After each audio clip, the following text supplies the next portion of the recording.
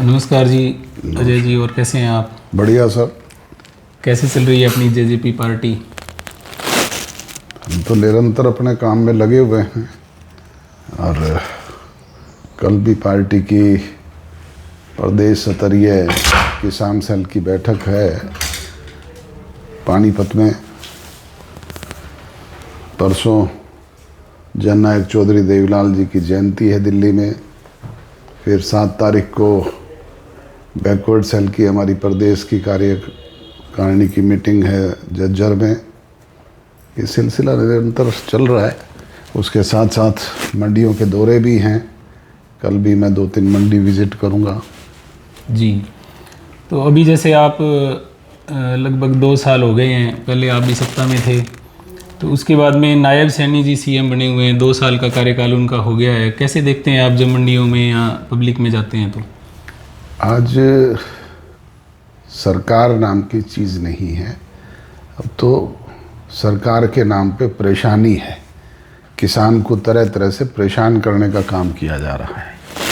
मुझे अभी रानिया की अनाज मंडी के व्यापारी मिल कर के गए हैं कि मंडी के अलावा गेहूं डालने के लिए दूसरी जगह नहीं है, और मंडी तो 2 दिन की गेहूं में भर जाएगी।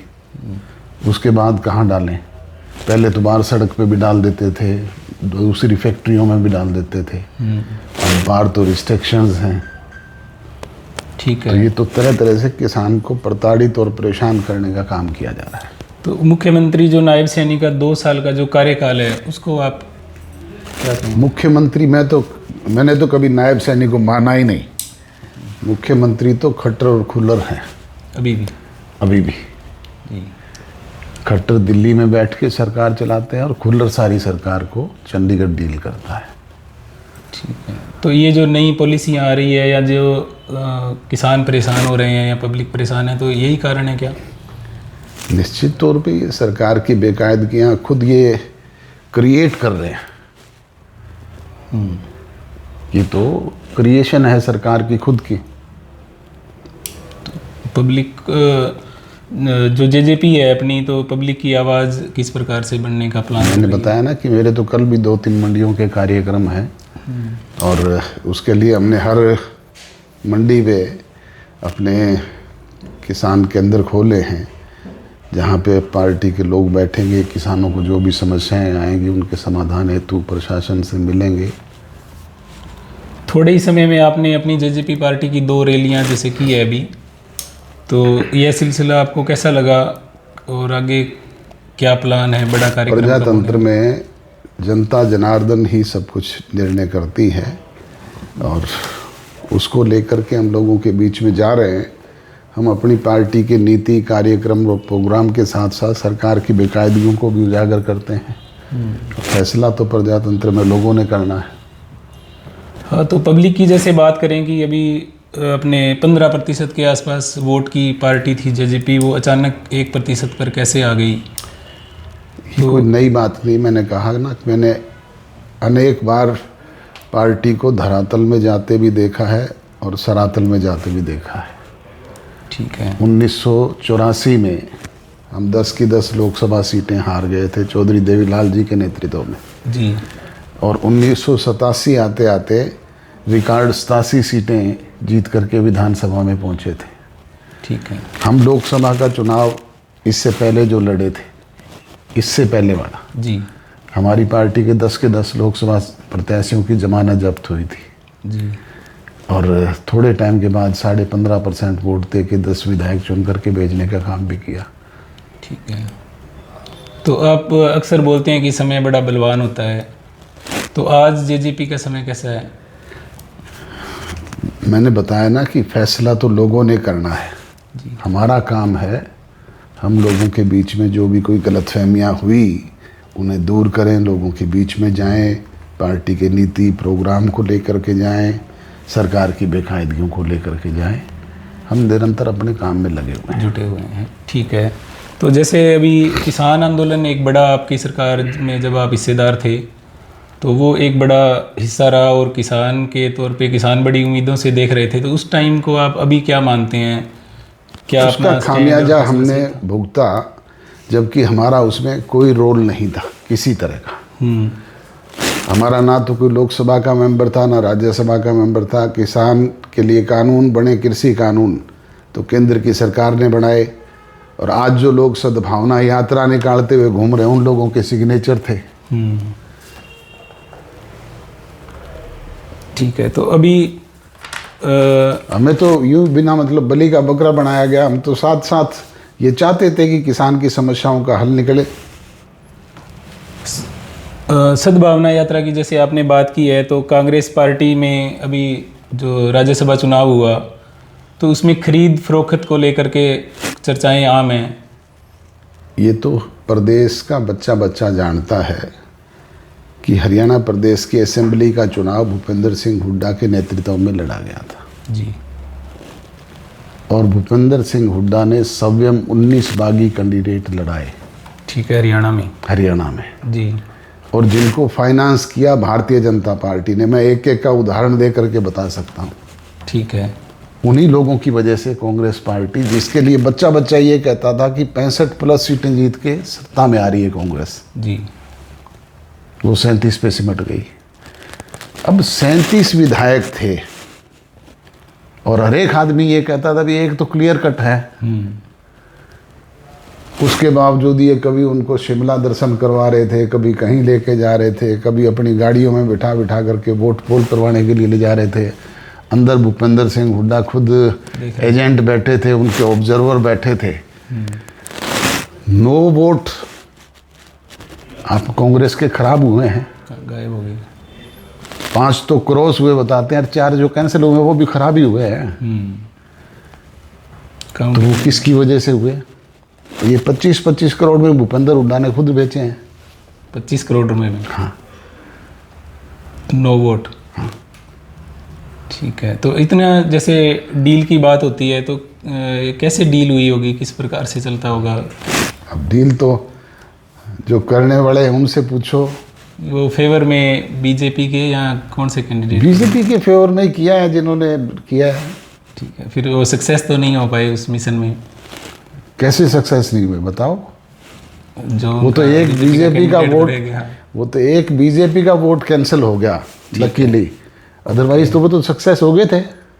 तो जैसे इसमें राज्यसभा चुनाव में आपका भी एक बयान वायरल है, वीडियो, जिसमें आप कह रहे हैं कि मनोहर लाल खट्टर जी ने राज्यसभा के लिए ऑफर किया था। हमारी पार्टी को 2 महीने पहले ऑफर किया गया था जी, और उनकी तरफ से ये मैसेज था कि नो कांग्रेस के वोट हमारे पास हैं। ठीक है। पर हमने तो स्पष्ट शब्दों में कह दिया था भी हमें इनेलो के 2 वोट किसी सूरत में नहीं मिल सकते। ठीक है। ऐसे आदमी को लड़ाओ जिसको 2 वोट वो मिल जाए। ठीक है। तो जो तीसरा कैंडिडेट तय हुआ उसमें आपकी सहमति थी? हमारी कोई सहमति क्यों होगी जब हमारा वोट ही नहीं था तब। कोई खट्टर साहब को आपने सुझाव दिया? क्यों किस लिए दें जब? ठीक है। जो उनका गणित था 9 ही वोट को लेकर के था या और वोट भी थे उनके? अब पता नहीं, 9 वोट की चर्चा थी जो मेरे सामने आई थी वो मैंने आपको बता दी। ठीक है। तो जो 2 वोट जिनको आप कह रहे हैं कि किसी भी हालत में नहीं आ सकते, हमें तो नहीं मिल सकते थे, तो वो हो सकता है मनोहर लाल खट्टर ने इशारा नहीं किया कि वो भी हमारे 9 के साथ है या अलग है? वो तो ओवर कॉन्फिडेंट थे, इसीलिए उनको पोल नहीं होने दिया उन्होंने। वो तो उनका खुद का एक वोट कैंसिल हो गया, नहीं तो वो तो जीत गए थे दूसरा चुनाव भी। ठीक है। तो मतलब आप ये मानते हैं कि इनेलो ने जो वोटिंग से बाहर रहने का फैसला था ये भी कहीं ना कहीं प्रजातंत्र में बीजेपी का इशारा था? उनके 2 नुमाइंदों को चुन करके भेजा हुआ है वोटर्स ने। जी। किस लिए भेजा? कि वो विधानसभा में जाएं, विधानसभा की कार्रवाई में भाग लें, अपोजिशन की बात करें, सरकार की बेकायदगियों को उजागर करें। कोई काम ऐसा किया जा रहा है उनकी तरफ से? या एब्स्टेन विधायक हैं, वहां जाते कम से कम नोटा कोई डाले आते जी भाई। अगर उनको दोनों कैंडिडेट पसंद नहीं थे तो नोटा को करे आते। ठीक है। तो ये भी वोट तो डालना चाहिए था। एब्स्टेन रहने का कौन सा चांस है बताओ? जब प्रजातंत्र में उन्हें चुन करके भेजा है तो एब्स्टेन रहने के लिए चुन करके भेजा है क्या? वो जैसे अभी आप बात करते हैं इनेलो की, तो इनेलो पार्टी और जजपा पार्टी जो इकट्ठा होने की बात आप कभी जिक्र किया करते हैं कि बड़े चौटाला साहब के टाइम ये संभव था, अब ये संभव नहीं है, तो ऐसी क्या परिस्थिति हो गई है अभी और क्या हुआ है? मैंने तो शुरू से लेकर आखिर तक, जब तक चौटाला साहब थे तब तक ये कहा भी जिस दिन वो चाहेंगे हम तो तैयार हैं, पर उनके जाने के बाद अब ये चैप्टर क्लोज हो गया है, ये ख़त्म हो चुका है। तो अभी जैसे नेक्स्ट चुनाव में आपके भी चुनाव लड़ने की कोई तैयारी है? मेरे पे जो भी कानूनी पाबंदियां थी वो जनवरी 2026 में सारी समाप्त हो गई है। और ये हाँसी की रैली में हमने बाकायदा विधिवत रूप से डिक्लेयर कर दिया था जी कि नेक्स्ट चुनाव जो है वो मेरे नेतृत्व में लड़ा जाएगा। ठीक है, तो कौन सी सीट होगी वो? जानवी सिंह सीट तो अभी परिसीमन होना है, कई नई सीटें भी बननी है। मैं तो पार्टी से ये कहता हूँ कि मुझे तो जो टफेस्ट सीट है वो दे देना, वहाँ से चुनाव लड़ लूँगा। मेरे को तो पार्टी ने पहले आदेश दिया तो दातारामगढ़ से जाके लड़ा, कभी नौर भेजा तो वहाँ से लड़ा, कभी चौधरी बंसीलाल के सामने भेजा तो वहाँ से लड़ा, कभी डवाड़ी भेज दिया तो वहाँ से लड़ा। मेरे लिए कोई पाबंदी थोड़ी है कहीं। हाँ, तो अगर पार्टी ये कहे कि हम इनेलो और जेजेपी का जनता के बीच में जा करके आशीर्वाद लें कि किस दोनों में से किसको फाइनल किया जाए, तो ऐसा भी हो सकता है? ऐसा कभी कोई प्रावधान है क्या, मुझे बताओ? नहीं कि आमने सामने मुझे का आप चुनाव। कोई प्रावधान है क्या ऐसा कोई? नहीं, इसका मेरा कहने का मतलब ये है कि क्या इनेलो के अपने भाई कैंडिडेट के सामने भी आप उतर सकते हैं? पार्टी जहाँ पे आदेश करेगी, मैं तो कह रहा हूँ। ठीक है, तैयार हैं आप? ठीक है। जैसे क्रॉस वोटिंग वाला मामला है, तो इसमें खरीद फरोख्त का जो चर्चा चल रहा है, उसमें आपको क्या लगता है कि जो इनका चुनाव में एक वोट मिस हो गया या जो दूसरी इनेलो पार्टी को चुनाव नहीं उतारा गया है, तो ये सारी फिक्सिंग थी क्या? तो सारा प्लान वे से किया गया खेल था, और मैंने तो खुलम खुला बातें कही है। ये हमारी पार्टी के अध्यक्ष ने भी कहा है, मैंने भी कहा है कि 25-25 करोड़ में एमएलए बिके हैं। ये सबको पता है। जिस मोहम्मद इलियास को भूपेंद्र सिंह हुड्डा अपनी गाड़ी में बैठा करके वोट डलवाने के लिए ले जाते हैं जी, और वोट निकलता है उनका बीजेपी के पक्ष में जी, तो इसका क्या मतलब है? ठीक है। तो मलाल है मनोहर लाल खट्टर को एक और राज्यसभा में आदमी नहीं भेज सके हरियाणा में? अब मेरी तो खट्टर साहब से ना मुलाकात हुई ना बात हुई। ठीक है, जो अपने कहीं को कभी मिलेंगे तो पूछ लूँगा। ठीक है। तो अभी जो राज्यसभा का चुनाव जो प्रोग्राम हुआ यहाँ पर हरियाणा में, जो कार्यक्रम चला, उसके बाद में जो नायब सैनी है उनकी क्या भूमिका रही होगी इस चुनाव में? भूमिका तो जो पार्टी ने उनकी ड्यूटी लगाई हुई थी वो उन्होंने निभाई है अपनी। जी, तो उनका कार्यकाल आप आगे आने वाला जो 2-3 साल है, क्या जेजेपी उनके लिए कोई चुनौती बनेगी? प्रजातंत्र में ये फैसला जनता करती है। चुनौती कौन बनता है, किसको लोग लाइक करते हैं, किसको डिसलाइक करते हैं, ये तो फैसला चुनाव के दौरान और लोगों पे है। जी, तो मतलब क्या जनता में इतना ज़्यादा आक्रोश है कि चुनाव से पहले ही बीजेपी को घेर लिया जाए? आज आप स्वयं इस बात को महसूस करते हैं। प्रजातंत्र के चौथे स्तंभ के लोग हैं, पब्लिक के बीच में 24 घंटे रहते हैं। जी, क्या प्रदेश की जनता किसी इशू पे संतुष्ट है? ये कहते हैं सबका साथ सबका विकास। जी, 2 साल हो गए हरियाणा प्रदेश में सरकार आए हुए। आपके सिरसा जिले में कोई एक नया विकास का काम हुआ है? एक सिंगल? पुराने प्रोजेक्ट जो चल रहे हैं वो चल रहे हैं, जो हमारी गवर्नमेंट के दौरान के थे, चाहे वो मेडिकल कॉलेज हैं चाहे कोई दूसरे हैं। मुझे एक नए काम का उदाहरण दे के बता दें कि ये नया काम 2 साल की नायब सैनिक की सरकार में हुआ है। हरियाणा के लिए जैसे बड़े प्रोजेक्ट्स देखें तो आपको क्या लगता है इन 2 साल में क्या काम उड़ जाने चाहिए थे हरियाणा में? अब बहुत काम तो कितने ही करो चाहिए। कोई ऐसा काम हो जो आपके समय में पाइपलाइन में था और इन्होंने रोक दिया हो?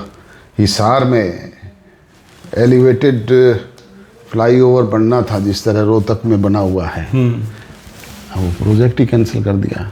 जी, अच्छा, ड्रॉप कर दिया।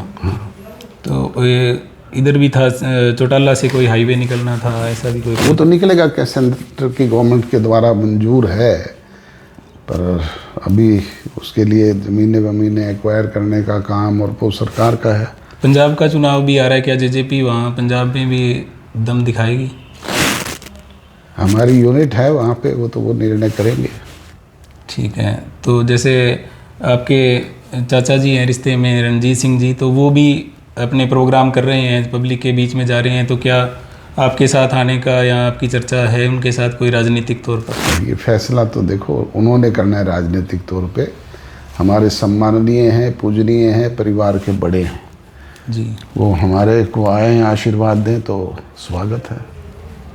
चलो ठीक है सर, बहुत बहुत आपका धन्यवाद, आपने हमें इतना समय दिया और बेबाकी से सभी सवालों का जवाब भी दिया। Thank you. Thank you.